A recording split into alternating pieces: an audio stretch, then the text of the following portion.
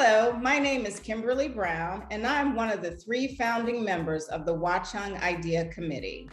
Tanisha Sims, Rhea Williams, and I established the Watchung I.D.E.A Committee in the summer of 2020.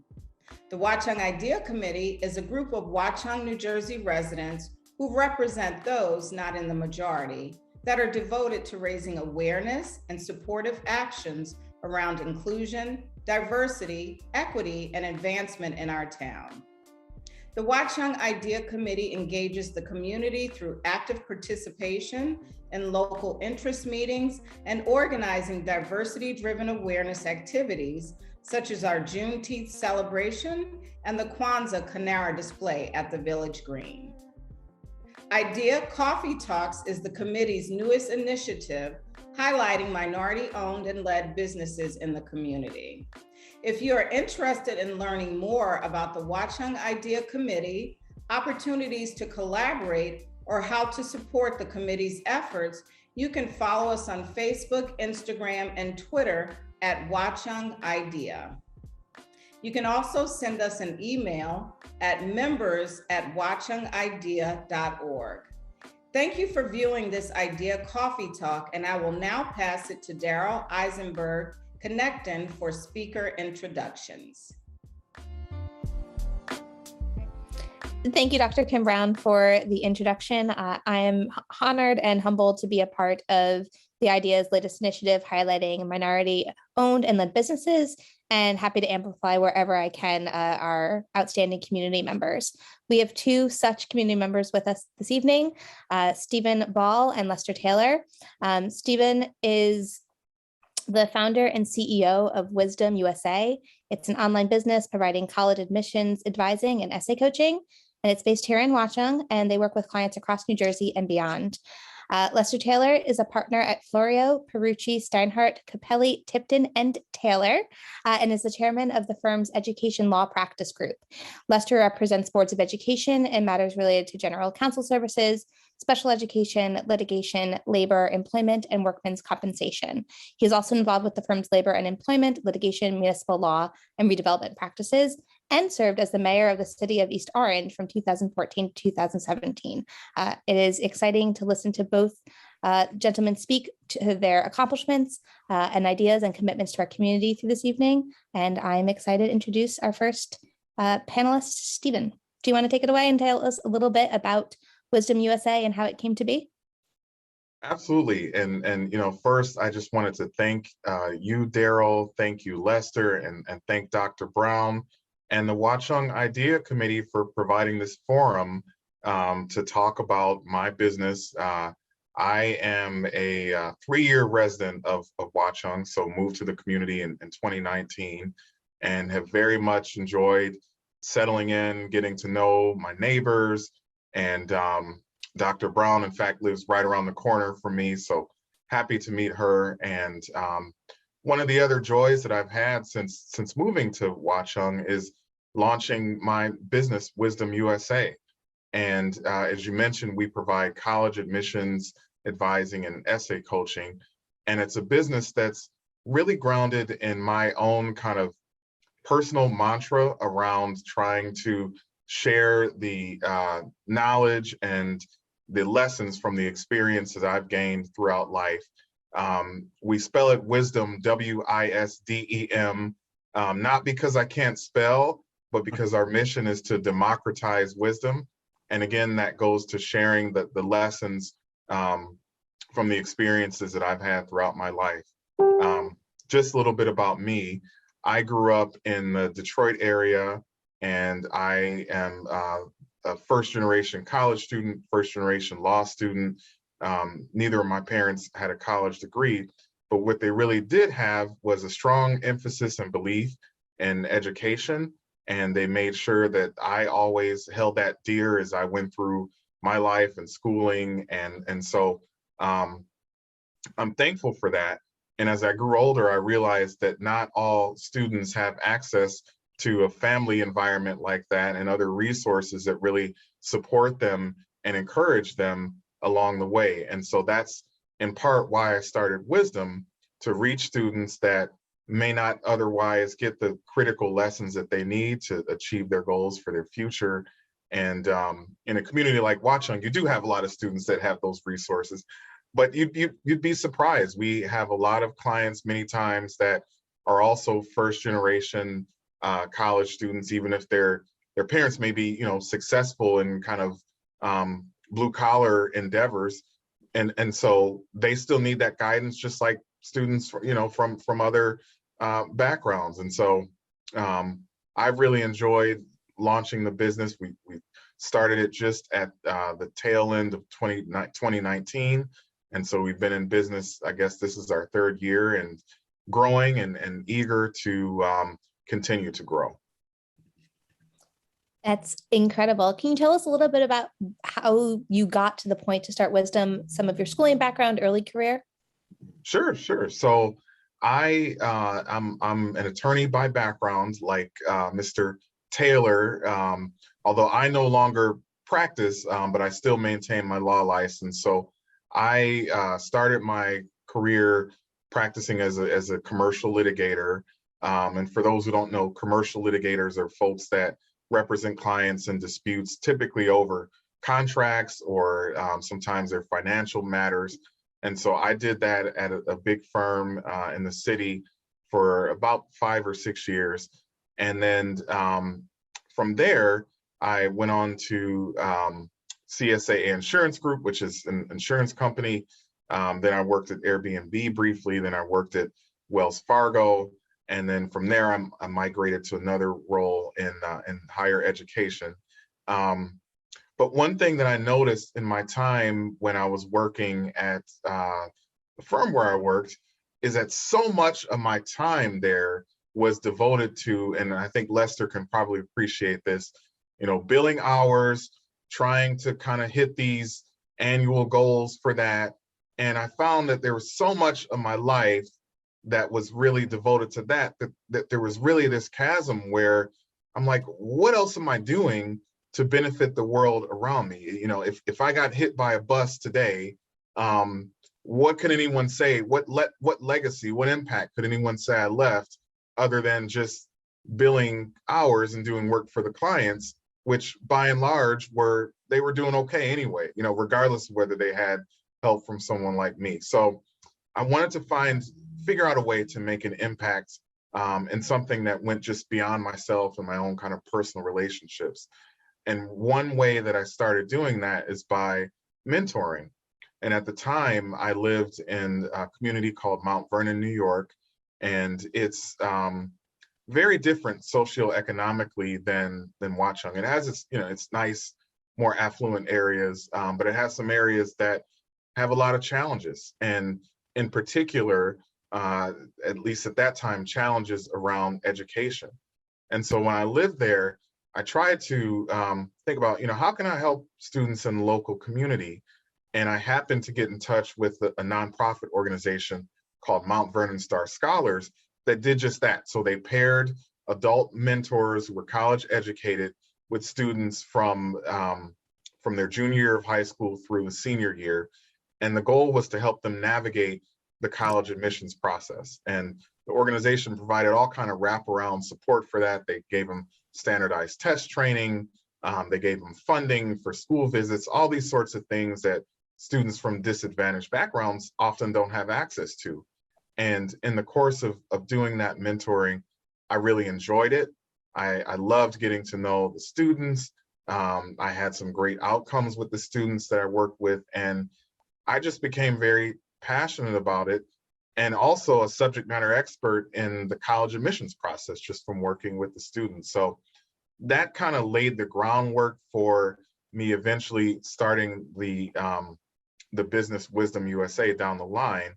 But again, it was grounded in sort of mentoring, enjoying the interaction with students. And you asked me about my educational background. So went to University of Michigan for college. Did my bachelor's there and got that in political science, like many lawyers do.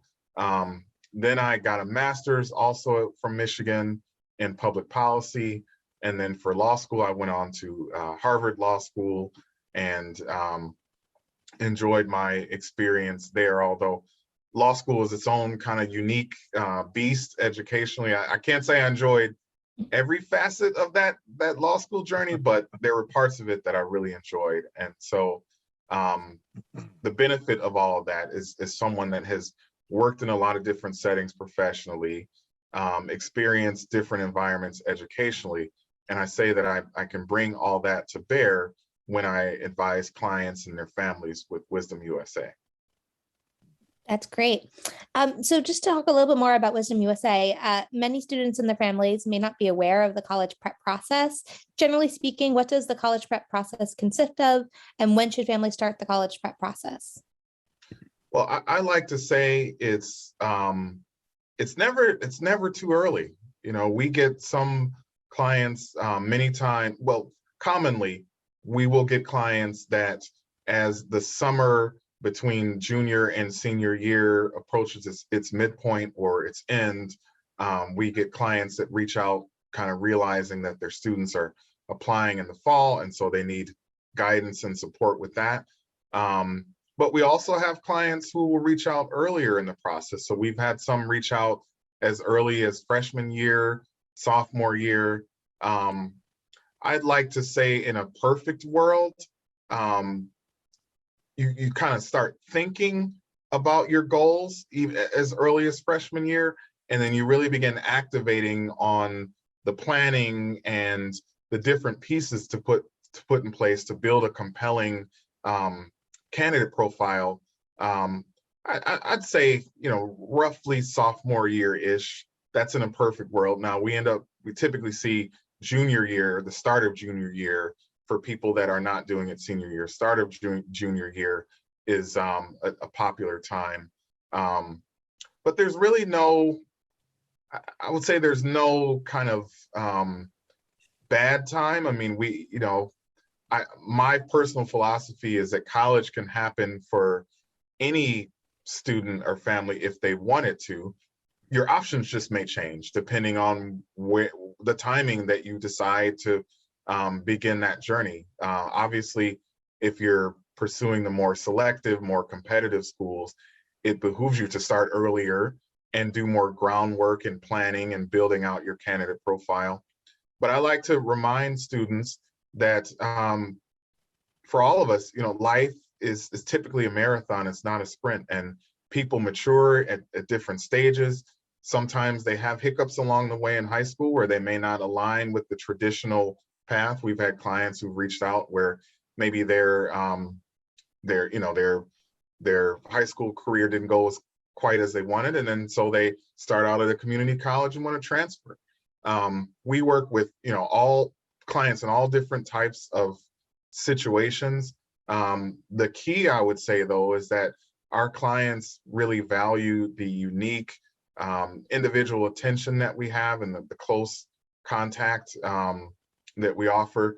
We're not like some of these other competitors where they're a massive corporate entity with 1 million folks and you're kind of just a nameless, anonymous number to them. That's not really the way we operate. And so we say that we see that as our strength. We don't aspire to be one of those kind of competitors like I described. We really like and pride ourselves in having personal, individualized attention, and the benefit of that is reflected in the outcomes that we've achieved for our clients. It sounds like you're doing wonderful work. Could you tell us a little bit about how you ended up here in Watchung?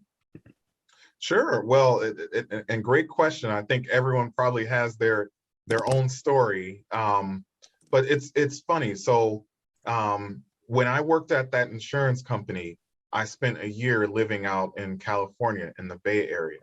And one of the things that I appreciated about that area was that there was just immense natural beauty. I mean, I've never seen a metro area like that where you can easily reach, other than our own, I guess, where you can reach the mountains, and I just never really, until I lived there and did a little hiking and all that, I just never really had an appreciation for that stuff.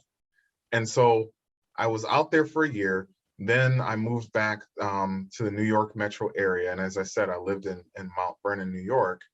And then it came time to buy a house, and initially looked in Westchester County because that's where Mount Vernon is. There were some nice areas there.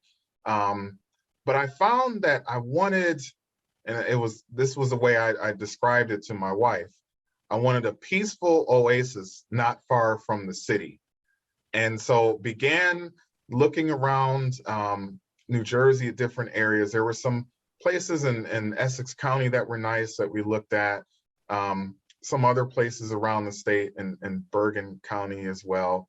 But really found that Watchung offered a unique blend of being not too far away from the city, like, because at the time I was still commuting to the city. So, you know, you could get to the city if you needed to, but you're far enough away where there's a little bit of breathing room, you get a little more space, your lot's a little bigger, and there's just kind of a peace that comes with being in our community. And especially, I think all of us would agree, in the springtime, you know, being out at the park and walking around and just like the beauty that you see in our neighborhoods. And so that was really important to me to have. The funny thing is, just not to belabor the story, but the funny thing is I'd had colleagues when I was at Wells Fargo that had recommended Warren as a good place to live because I wasn't 100% familiar with all the different areas in New Jersey. And so we'd found a house on, I think it was realtor.com or Zillow in Warren, and we reached out about that. And the realtor was like, oh, there's already an offer out on that house, it's under contract, whatever, but I have a house in Watchung. And we're like, where the heck is Watchung? And then when we literally, the first time we pulled off of I-78 and came up Hillcrest, and then you go down Hillcrest and see like the beauty and the splendor of the area, it was like we fell in love immediately because it's just such a pretty surrounding. And even today, when I drive up and down Hillcrest and see that view, I'm like, man, this is a real treat to come home to, and just such a beautiful area that I'm thankful to be in. Lester, I don't want to leave you out of the conversation, so I'm going to ask you the same question. How did you end up in Watchung? Well, it's funny, and thank you, Daryl. And I was tempted to jump in as I was listening to Stephen talk, and I was literally, somewhat speechless, which doesn't happen too often, because his story is so much similar to mine. Not only are we both lawyers, although I'm jealous of him because he doesn't practice anymore, and so I'm trying to find that light myself, young man. So if you can help me out, let me know. Although it's not too bad where I'm at now. But my wife and I and our family moved to Watchung 2 years ago. I think it was March 3rd, 2020, right before the pandemic officially set in. We were looking for a bit of a change. As you indicated, I served as mayor of East Orange, so we were looking for a little bit more space, larger yard, and also some different amenities. And we happened to stumble upon Watchung in substantial part because our son had his tonsils out in December of 2019, and my wife was just out for a ride. She came across a house that was for sale on Johnston Drive. When she got there, the kids didn't like it. They didn't meet their aesthetic desires. And as they were turning around to go back home, they stumbled upon a for sale sign on the home that we eventually put an offer on New Year's Eve, 2019, and closed 3 months later. So we love the community. It's been a very welcoming community. The first year obviously was interrupted by COVID, but the spring of, I guess it was 21, my wife was able to get our children involved in the Watchung Hills lacrosse program, where they're now in their second year, and from all the coaches and the other families and parents, it's been a lovely experience to a sport that, quite frankly, I didn't have access to when I was growing up in Long Branch, New Jersey. And had I known about lacrosse, I probably would have been a better lacrosse player than football and basketball player. And fast forward, the children are involved in a lot of events through the Valley View Middle School, whether it be basketball or my son now plays baseball. And now tonight, as I indicated, we're at the orientation for the Watchung Hills High School. So, we're excited about here and excited about being a bigger and better part of this community. With respect to educational background, et cetera, I went to Montclair State University undergrad. Like Stephen, majored in political science. I wanted to be a lawyer, because I wanted to help people, but also I thought it was fun. I saw Tom Cruise in A Few Good Men, with him and Jack Nicholson going back and forth with "You can't handle the truth," and thought it would be as exciting as that. And I quickly found out during my 20+ year now career practicing law that it's nowhere near as exciting as that. And you might find yourself behind bars if you act that way in court. But in all seriousness, after undergrad, I went on to Howard University Law School. Respectfully, Stephen, I say I went to the real HU. And Howard was probably one of the best experiences of my life. It's a historically Black college and university. It allowed me to see the rich diversity amongst African Americans and other diverse populations that all too often you don't see portrayed in the media and or in your normal travels. It's not often where you can walk into a room of 300 other Black aspiring lawyers. Very often in my travels and career to this day, when I walk into a room of 20 lawyers, I'm the only African American. When I walk into a courtroom, I'm the only African American lawyer in the courtroom. When I walk into a boardroom, I'm the only African American. And so in many respects, going to Howard was a way to ground me, reset me, and prepare me for the challenges, trials, and tribulations of life and practice and family. I'm always inspired by a quote from one of the former deans of Howard University, Charles Hamilton Houston, who said that a lawyer is either a social engineer or a parasite on society. And so what I do and what I've done in building my law practice, after working at a small firm in Newark and then becoming the first African-American associate hired at Florio Perucci, where our founding partner is former Governor James Florio. We had about 15 lawyers. Today we have over 45 lawyers. And over that period of time, with the support of Governor Florio and our other partners, I was able to build my practice, build my book of business, because a law firm is a business. I often quote hip hop artists in my speeches and when I speak to students, et cetera. And there's an adage that if it don't make dollars, it don't make sense. And so the reality is when you're talking about diversity, equity, inclusion, matched with corporate America, the reality is if it don't make dollars, it don't make sense. And we can come back to that later. But a lot of the initiatives that corporations do and are doing now, I'm not fully impressed with because they're not fully for the altruistic means that they may say. They're about their bottom line. And I think that people need to see and understand that. And so with respect to, the practice, from the first African-American associate hired, I worked my way up to partner, equity partner, and now owner and named partner of the firm. But along the way, along that social engineer paradigm of Charles Hamilton Houston, I've hired probably over 8 to 10 African-American attorneys over the last 10 or 12 years. I've hired numerous Latinx attorneys, Asian Indian American attorneys, et cetera, over that time frame to really build not just a diverse firm, but also to better service our clients, whether they are predominantly Caucasian or other ethnic backgrounds. It is good for business, it's good for our community, and it's good for the overall profession of law. We just saw the historic nomination of a Supreme Court African-American female justice a few weeks ago. Just last week, there was the first African-American president of the Bergen County Bar Association sworn into office. Bergen County, New Jersey.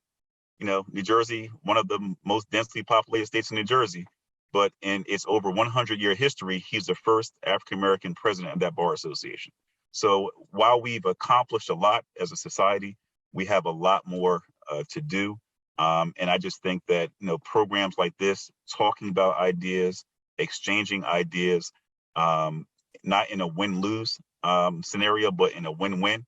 How can we find common ideas and or how can we identify what we disagree about, but build from it and figure out how to make the fabric of our community stronger. So that's kind of in a nutshell what I'm about. And thanks for having me. That's great. And it's a good segue to my next question. I think you actually started to touch on it.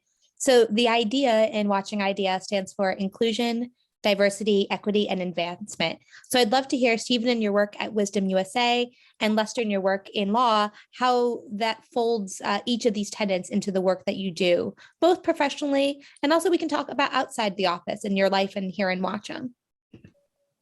Sure. Well, it's really at the root of why I created the business. What inspires me as I think about clients, to Lester's point, and we don't, at Wisdom so far, we don't do law school admissions advising, but to Lester's point, when you look at the college admissions arena and you look at higher education, professions, and all that, you still continue to see, even in 2022, limited diversity in a number of respects. And, that for African-American men, we are particularly in small numbers in many fields, and so are other diverse groups. And so even with all the progress that we've made as a society, and we even see today, there's forthcoming Supreme Court decision that could have an impact on college admissions and how diversity is received within that. There's still a lot of work to be done in closing that gap and elevating more students to opportunities. So, it's very much a thing that I treat as a priority. We serve customers of all backgrounds, to be clear. But I obviously feel a particular passion and sense of fulfillment in helping students that are from diverse backgrounds, or just our first generation as well, right? Like, that's its own kind of challenge, especially in the higher ed field, regardless of someone's diversity dimension.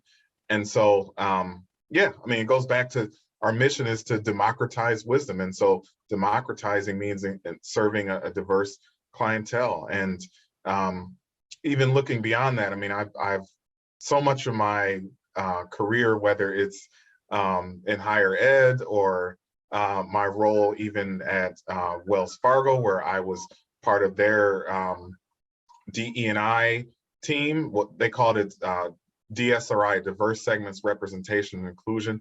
Well, I led their external engagement strategy. And what that meant was I built the strategy for all of Wells Fargo on engaging with historically Black colleges and universities, as well as some Hispanic serving institutions. So even though I'm not, a Harvard alum or an HBCU alum, had a lot of love for Howard and Prairie View and Texas Southern, FAMU, Lincoln, all these great schools that have contributed so much to our country's history and to its present and will contribute in its future. And so, having a front seat to that and being at a company like Wells and being able to shepherd resources to Lester's point in a way that's meaningful and impactful, and is not just about making headlines, not just about drawing PR wins, but really is making real impact for students and families and communities. That was something that was very important to me in that role. And it continues to drive my worldview and outlook on why diversity remains so important. Lester, do you want to speak a bit to your inclusion of the IDEA tenets in your practice and in your community service? Well, I'm reminded of an incident years ago. I was an undergrad at Montclair State University, and I was meeting with my pre-law advisor as a minor in pre-law. And at the time, I don't know if it was implicit or explicit bias. I don't know if it was my academic shortcomings with respect to the portfolio that I brought to the table with my academic and extracurricular experiences. But my pre-law advisor, Caucasian woman, told me, don't bother applying to law school. Your grades aren't good enough.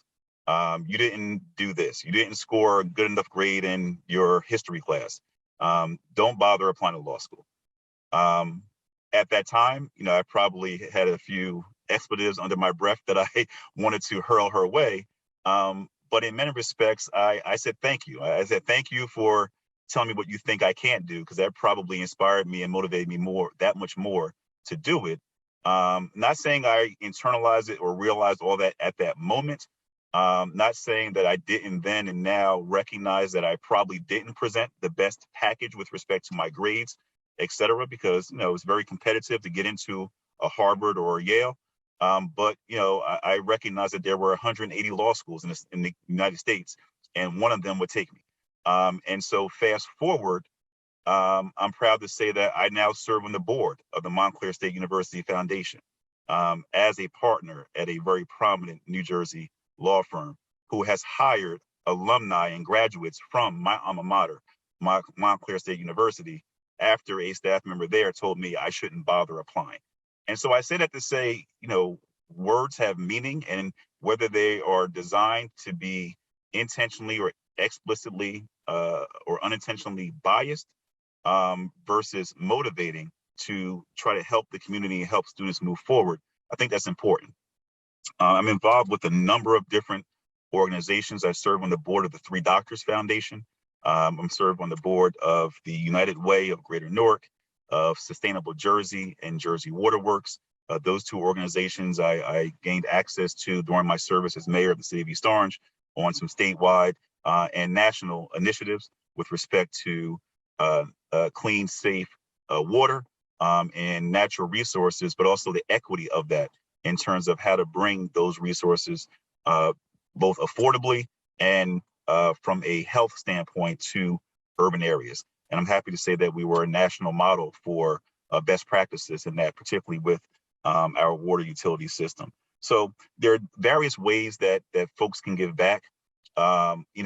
Jay-Z has a line in one of his songs that says, you can't help the poor if you're one of them. So he got rich and gave back. Now that's the win-win. And so in some respects, I find that, practicing law, building a practice, being able to provide professional opportunities, career opportunities for attorneys in my firm, but then by extension, represent school districts all across the state of New Jersey is also a way to highlight the importance of diversity, equity, and inclusion, to highlight the importance of, first and foremost, hard work and tenacity. The reality is last night, I didn't get home from a meeting until 2 o'clock in the morning and woke up at 5 a.m. to do it again today. And so there is no easy way about it or around it. But at the same time, you have to have access to opportunities to be able to show what you can do.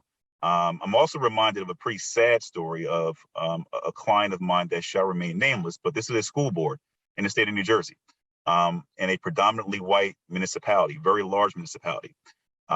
And I had a board member, and it was funny because I had just moved to Watchung, and there was a shift in the tide of the elected officials on this board. And one of the board members pulled me aside and said, Lester, Caucasian board member, I'm a partner at my firm, chair of the education practice group. It's my client. And I was on the verge of losing it because of the shift in politics, which I understand. You live by the sword, you die by the sword. But he pulled me aside and said, Lester, you're a very intelligent Black man. You're doing very well. You live in Watchung. That's a more affluent community than this. Your wife has a great job. Your children are doing well. Wouldn't you agree that racism doesn't exist? And I looked at him and laughed because this is a person that's influencing policy in our public education system in the state of New Jersey. That same meeting, there was another Caucasian woman board member, there was an incident of harassment, intimidation, and bullying in the school district. African-American family had just moved to the community and their daughter, let's say 12, 13 years old, was being bullied. Caucasian young ladies were going up to her asking could they touch her hair because they had never saw a Black person's hair before. And the list goes on and on of very culturally insensitive and or outward racist issues. And during the resolution of the issue, the superintendent very proactively addressed it, imposed not just discipline, but educational initiatives to highlight and educate the students, which is what he should be doing. And one of the initiatives was to create a diversity club in the high school, not because he wanted it or the principal wanted it, because quite frankly, the student body asked for it, right? So a board member, Caucasian woman on this all-white board, she says, well, why are we canceling the chess team for the diversity club? The superintendent said, well, no one signed up for the chess team, so we're not really canceling it versus just redirecting the resources. She then said, well, why are we paying attention to these issues? If we just ignore them, they'll go away. And so that is a testament to a real live conversation of an elected official in the state of New Jersey that I'm not saying is representative of all board members or all white people or all this or all that, but it is a paradigm. All right. Who's Lester? I think he froze for a moment. I thought I froze, but I'll start to move us towards a wrap up just because I know that Lester's running on 3 hours of sleep, and I know, Stephen, you've got pancakes to go eat. So, as we reach the end of our conversation tonight, how can the Watchung I.D.E.A committee and other interested community members support you, Stephen, with Wisdom USA, and Lester with his law firm, both professionally and perhaps even outside the office in your other community pursuits? Great question, Daryl. Well, I think it really starts with conversations like these, and using this platform to spread the word. I mean, so many of for all the money that I've invested in developing a robust website and all that is important. I don't want to downplay that. It's great to have, I've learned a lot about entrepreneurship and digital marketing and web presence and all that stuff. But I find that in this business, word of mouth is such an important thing and can be a critical driver. I actually met Dr. Brown through word of mouth, through an organization where I had worked with some of the other parents in that group, and then they introduced me to Dr. Brown, and I worked with her son, Stephen, and helped achieve some great results for him.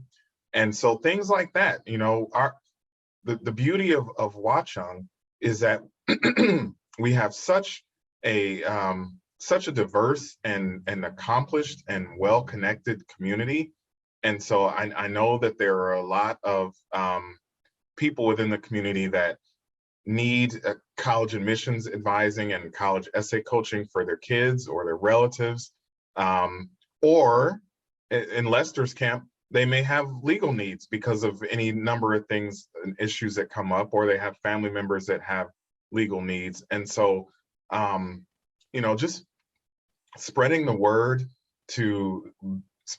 about businesses, even something as simple as, I've had in one case, someone do a Facebook post in a parent group, and that led to some inquiries about potential business. So you'd be surprised, Daryl, just the simplest kind of introductions with the right audience can make a huge, huge, huge difference.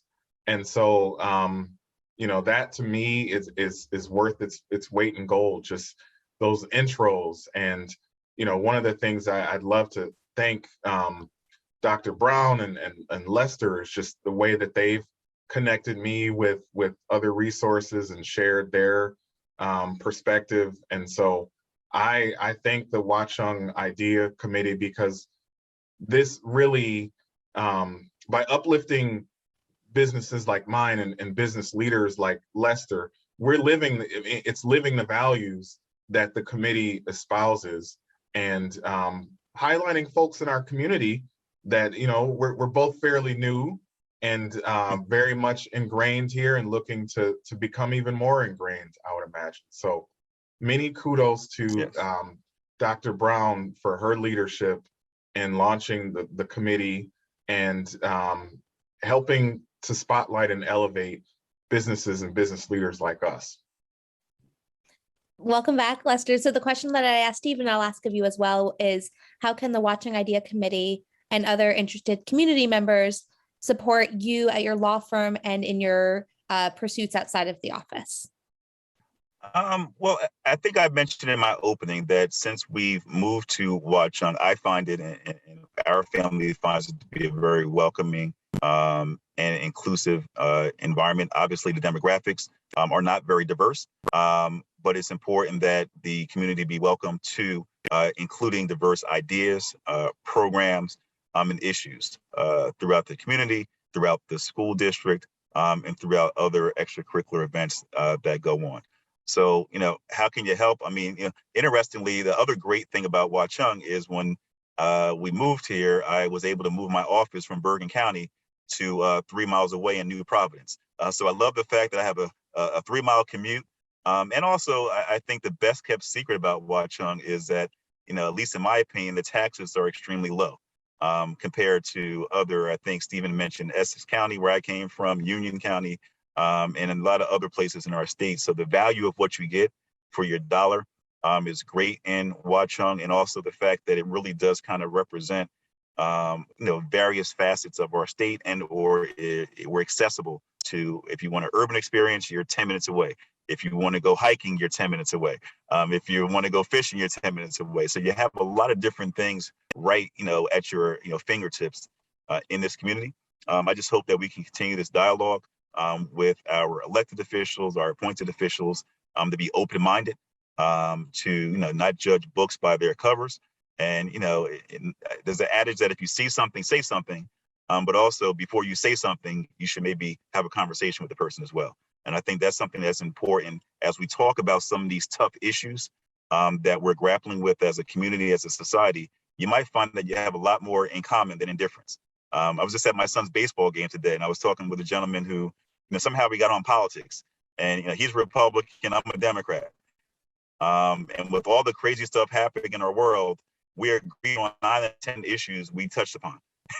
But if we had just said, you're a Democrat, I'm a Republican, I'm not talking to you, we would have never found that common ground. And so I think this is just one vehicle and initiative to help our community be stronger. Wonderful. Well, again, I want to thank Dr. Kimberly Brown for allowing me to come in and help amplify the voices in our community that need amplification and deserve the amplification. It's wonderful to welcome both of you into the community of Watchung and to support all that's happening at Wisdom USA and at your law firm. And this has been a wonderful kickoff to the IDEA Coffee Talks, and I hope there are many more to follow. We've got many, many fantastic residents to highlight, and we had 2 of the best to start. So thank you for having me. Thank you, Stephen Ball, and thank you, Lester Taylor, for joining us this evening. Thank you. Thank you, Daryl. Thank you, Lester. Thank you again for joining the Watchung I.D.E.A Committee's IDEA Coffee Talks. If you enjoyed this event, we encourage you to follow us on Facebook, Instagram, or Twitter at Watchung I.D.E.A for information about future events and community initiatives. I'd like to thank our moderator, Daryl Eisenberg Knegten, and wonderful speakers, Mr. Stephen Ball and Mr. Lester Taylor III, for this evening's coffee talk. As a consumer, as a mom who has used Stephen's services, I can say that it's made a big difference in my life and my son's life. And I just hope that those who are watching take a little bit away from it. And as a whole, this coffee talk is exactly what we envision, just bringing awareness to our community about the talent that's right here in our town and the services that business owners provide. So on behalf of the Watchung I.D.E.A Committee, thank you again for your time, and we hope you will join us again for future IDEA Coffee Talks.